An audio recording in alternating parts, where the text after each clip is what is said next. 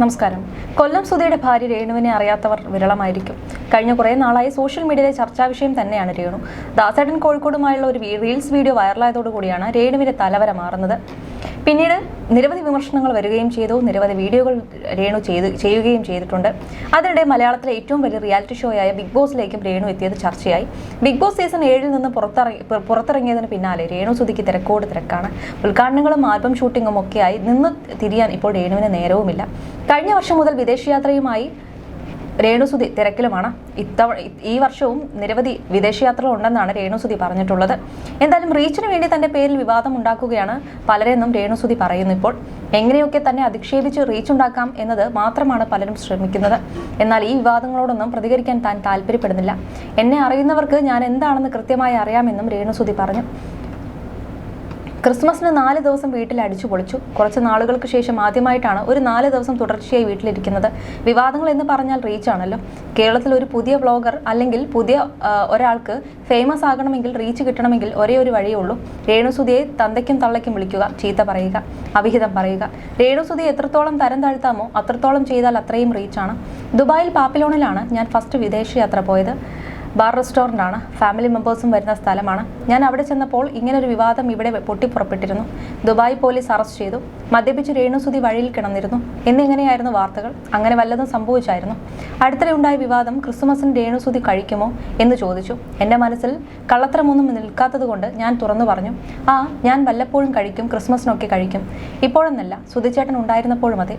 നമ്മൾ ക്രിസ്മസിന് വല്ലപ്പോഴും കസിൻസൊക്കെ കൂടുമ്പോൾ ചെറുതായി എന്തെങ്കിലും കഴിക്കും, ബിയറൊക്കെ കഴിക്കാറുണ്ട്. അത് ഞാൻ ഓപ്പണായി പറഞ്ഞു. പിന്നെ എനിക്ക് ഇഷ്ടമുള്ളത് മാജിക് മൊമെന്റ്സ് ആണെന്നും പറഞ്ഞു. അങ്ങനെ പറഞ്ഞാൽ തികഞ്ഞ മദ്യപാനിയാകുമോ എനിക്കറിയില്ല. ആ ഒരു കണ്ടന്റ് എടുത്തിട്ട് കുറേ വ്ളോഗർമാർ ഇട്ട് അലക്കുകയാണ് രേണു സുധി മദ്യപാനി എന്ന്. പക്ഷെ രേണു സുധിയെ അറിയുന്നവർക്കറിയാം രേണു സുധി എന്താണ് കഴിക്കുന്നതെന്നും എപ്പോഴാണ് കഴിക്കുന്നതെന്നും. ക്രിസ്മസിനും വല്ല ഓണത്തിനുമാണ്, അല്ലെങ്കിൽ വല്ല ഫംഗ്ഷനോ മറ്റോ വരുമ്പോൾ. അല്ലാതെ രേണു സുധി നിരന്തരമായി കഴിക്കുന്ന ഒരാളല്ല. ഞാൻ ജസ്റ്റ് സ്ക്രോൾ ചെയ്തപ്പോൾ ഒരു വ്ളോഗർ ഇട്ടിരിക്കുന്നു, രേണു സുധിയുടെ പപ്പ അടിക്കുന്നത് വേറെ കൂതറ ബ്രാൻഡാണ്, രേണു സുധി വലിയ ലക്ഷറി ബ്രാൻഡാണ് എന്ന്. ഞാൻ ചോദിക്കട്ടെ, ഇവൻ എന്തറിഞ്ഞിട്ടാണ് ഇതൊക്കെ പറയുന്നത്? ഞാൻ 3ാം ക്ലാസ്സിൽ പഠിക്കുമ്പോഴാണ് പപ്പ മദ്യപാനം നിർത്തിയത്. എനിക്കിപ്പോൾ 34 വയസ്സായി. 3ാം ക്ലാസ് എന്ന് പറഞ്ഞാൽ എത്ര വയസ്സായിരിക്കും? എത്ര വർഷം മുമ്പായിരിക്കും പപ്പ അത് നിർത്തിയത്? ഇവരുടെയൊക്കെ ഉദ്ദേശം റീച്ചാണ്. ഞാൻ ഇതിനൊന്നും റിപ്ലൈ കൊടുക്കുന്നില്ല. കാരണം പട്ടികൾ കുരയ്ക്കും. കുറേ പട്ടികൾ കുരച്ചു കഴിഞ്ഞാൽ ആദ്യം നമ്മൾ കല്ലെറിഞ്ഞ് ഓടിക്കും. അത് പോകത്തില്ലെങ്കിൽ പിന്നെ നമ്മൾ ഓർക്കും, എന്തെങ്കിലും കാണിക്കട്ടെ, കുരച്ചുകൊണ്ട് അവിടെ ഇരിക്കട്ടെ എന്ന്. നമ്മൾ മൈൻഡ് ചെയ്യാതെ പോയാൽ പോരെ. ഒരു കൈ അടിച്ചാൽ ഒന്നും ഒച്ച കേൾക്കില്ല, 2 കൈ കൂട്ടിയടിച്ചാലേ ശബ്ദമുണ്ടാകും. ഞാൻ റിപ്ലൈ കൊടുക്കുമ്പോൾ അവർ വീണ്ടും വീണ്ടും സംസാരിക്കും. റീച്ച് അവർക്ക് കിട്ടും. അതിൻ്റെ ആവശ്യമില്ലല്ലോ.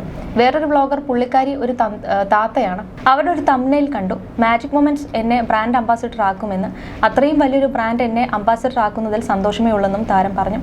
അതേസമയം വിവാദം ഒഴിഞ്ഞുള്ള സമയം രേണു സുധിക്കില്ല. ബിഗ് ബോസിന് ശേഷം കൂടുതൽ തിരക്കുള്ള ജീവിതമാണ് താരത്തിന്. അടുത്തിടെ രേണുവിനെ കുറിച്ച് പൊങ്ങി വന്ന വിവാദം മദ്യപിക്കുമെന്ന് തന്നെയാണ്.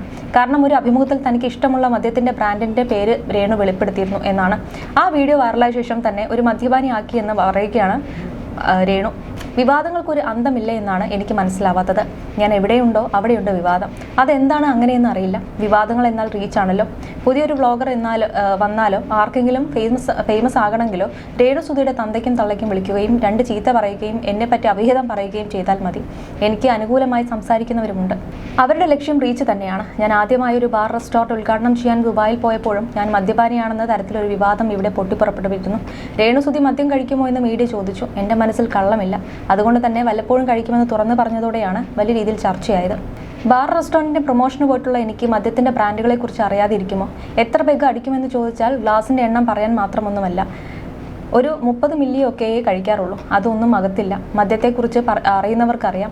എൻ്റെ മാമന്മാർ നന്നായി മദ്യപിക്കുന്നവരായിരുന്നു. മദ്യപിക്കണമെന്ന മെസ്സേജ് ഞാൻ സമൂഹത്തിന് കൊടുത്തിട്ടില്ല. എന്നോട് പേഴ്സണൽ കാര്യം ചോദിച്ചു, അതിന് ഞാൻ മറുപടി കൊടുത്തു.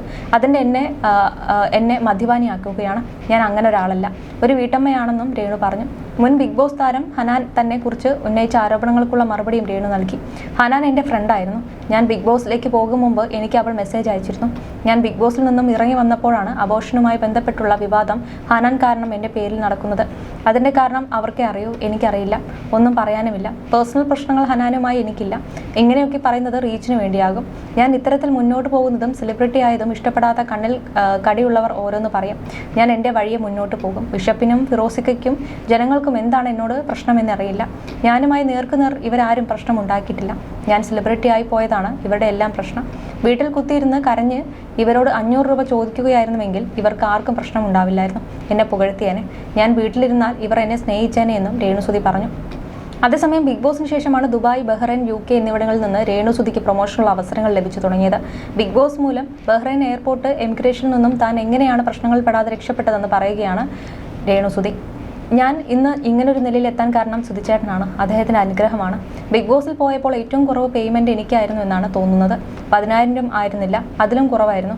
ബിഗ് ബോസിൽ നിന്നും വിളിച്ച് പേയ്മെൻറ്റിൻ്റെ കാര്യം പറയുമ്പോൾ പോലും എത്ര രൂപ വില പേശണമെന്നൊന്നും അറിയില്ലായിരുന്നു.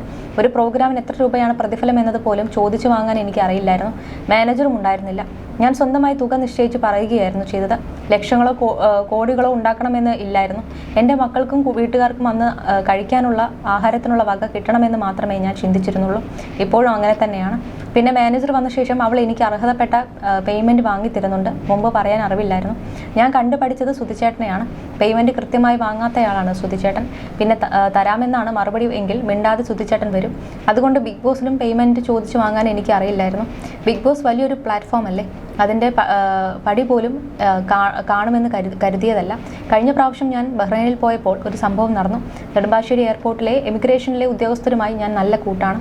എന്നെ അവർക്കറിയാം. ദുബായിലേക്ക് വിട്ടത് ഞങ്ങളാണെന്നൊക്കെ പറയും. ബഹ്റൈനിൽ ചെല്ലുമ്പോൾ എമിഗ്രേഷനിലെ അറബികളാണ്. അവരോട് എന്ത് പറയണമെന്ന് അറിയില്ല. കാരണം നമ്മുടേത് ആർട്ടിസ്റ്റ് വിസ കൂടിയല്ലേ. നിരവധി ചോദ്യങ്ങളുണ്ടാകും. വിച്ച് സെലിബ്രിറ്റി എന്നൊക്കെ അവർ ചോദിച്ചപ്പോൾ ഞാൻ ആകെ ബബ്ബയായി. അവസാനം ബിഗ് ബോസ് കണ്ടസ്റ്റൻ്റ് എന്ന് പറഞ്ഞു. അപ്പോൾ അവർ ഓക്കെ പറഞ്ഞു വിട്ടു. എല്ലാവർക്കും അറിയാം ബിഗ് ബോസ് ഇന്റർനാഷണൽ ഷോയാണ് ബിഗ് ബോസ്, രേണു പറഞ്ഞു. രണ്ടാം വിവാഹവുമായി ബന്ധപ്പെട്ട ഗോസിപ്പുകൾക്കുള്ള മറുപടിയും താരം നൽകി. കല്യാണമായെന്ന് ചോദിച്ചാൽ കല്യാണമാണോ നിക്കാഹാണോ മിന്നുകെട്ടാണോ എന്നൊന്നും അറിയില്ല. പക്ഷേ കല്യാണമായിട്ടില്ല. ഞാൻ ഏതോ ഒരാളുമായി റിലേഷനിലാണെന്നത് ആളുകൾ പറയുന്നതല്ലേ, ഞാൻ പറഞ്ഞിട്ടല്ലല്ലോ. എനിക്ക് അങ്ങനെ ഒരു അദൃശ്യ കാമുകനുണ്ടെങ്കിൽ അയാൾ അദൃശ്യനായി ഇരിക്കട്ടെ. റിവീൽ ചെയ്യണമെങ്കിൽ 2 വർഷം സമയം വേണം. ഉണ്ടെങ്കിൽ ഉണ്ട്, ഇല്ലെങ്കിൽ ഇല്ലെന്ന രീതിക്കാണ് ഇരിക്കുന്നത്. മഴ പെയ്യാനും പെയ്യാതിരിക്കാനും ചാൻസ് ഉണ്ടെന്നതുപോലെ എനിക്ക് അധികം സുഹൃത്തുക്കളൊന്നുമില്ല. എൻ്റെ ചേച്ചിക്കും മാനേജർ കരിഷ്മയ്ക്കുമാണ് ഞാനുമായി ബന്ധപ്പെട്ട എല്ലാ കാര്യങ്ങളും അറിയാവുന്നത്. മതിലിൻ്റെ പുറത്തിരിക്കുന്ന തേങ്ങ പോലെയാണ് ഈ ജീവിതം. എപ്പോൾ വേണമെങ്കിലും അങ്ങോട്ടോ ഇങ്ങോട്ടോ മാറാം. എല്ലാം പഠിച്ചുകൊണ്ടിരിക്കുകയാണെന്നും രേണു പറഞ്ഞു. കൊല്ലം സുധി വാഹനാപകടത്തിൽ മരിച്ച ശേഷമാണ് കുടുംബം പുലർത്താനായി അഭിനയത്തിലേക്ക് രേണു എത്തിയത്. ബിഗ് ബോസ് മലയാളം 7ാം സീസണിൽ പങ്കെടുത്ത രേണു 1 മാസത്തോളം ഹൗസിൽ ചിലവഴിച്ചിരുന്നു.